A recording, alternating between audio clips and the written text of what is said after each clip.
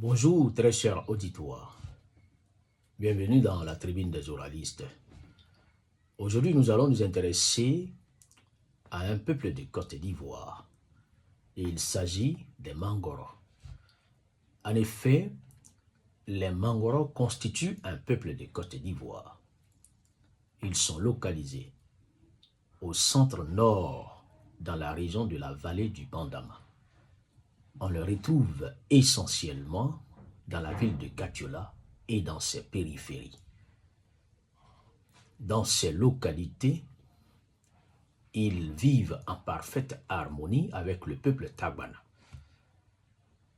Les Mangoros ne sont pas à confondre avec le Mangoro de Madagascar, qui est un cours d'eau, et le Mangoro de Congo-Kinshasa, qui est une commune de Ouatsa.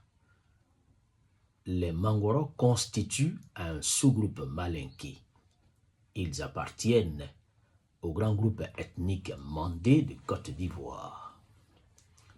Le peuple Mangoro est reconnu pour sa particularité à travailler l'argile. C'est pour cette raison que les femmes Mangoro sont généralement appelées les potières de Katiola. L'art de la poterie Mangoro se transmet de mère en fille.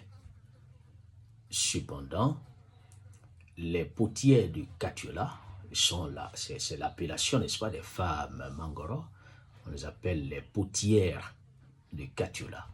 Alors, ces potières de Katiola voudraient que cette activité locale qui fait vivre des milliers de familles soit davantage revalorisée en dehors de la région.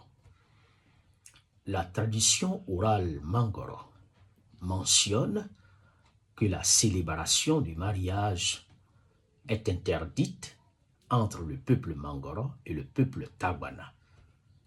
Plusieurs raisons expliquent cette interdiction.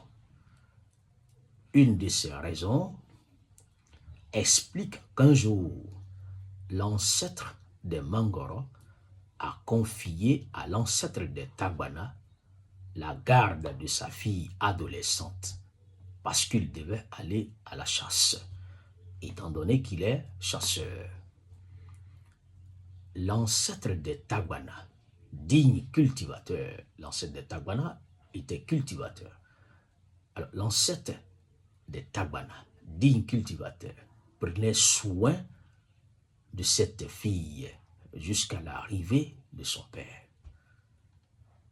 Chaque fois que l'ancêtre des Mangoro revenait de la chasse, il retrouvait toujours sa fille intacte et bien traitée par l'ancêtre des Tagbana.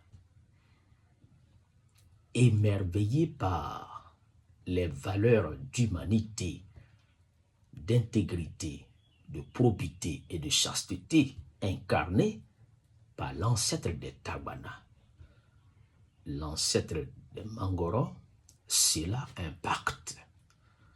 Ce pacte était de s'interdire de mêler un sang Tagbana à un sang Mangoro.